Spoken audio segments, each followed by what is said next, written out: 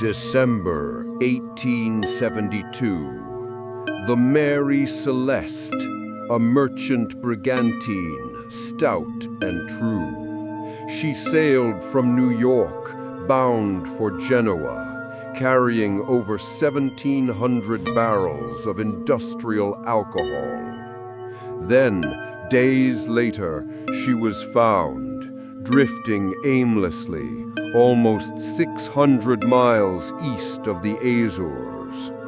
Another ship, the Dei Gratia, spotted her. Something was wrong, terribly wrong. The crew of the Dei Gratia boarded her and found nothing, not a soul.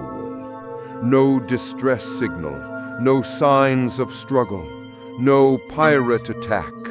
The life raft was gone, yes, but the ship itself was practically untouched. 6 crewmen, Captain Briggs, his wife, his young daughter, all vanished as if plucked from the deck by an unseen hand. The cargo was mostly intact. The captain's valuables were still in his cabin. It was as if they simply stepped off the edge of the world. What force could make an entire crew abandon a perfectly seaworthy vessel in the middle of the ocean?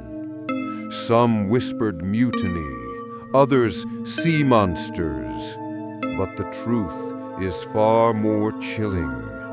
Because when the Mary Celeste was finally brought to port, they found something in the captain's cabin, something left behind.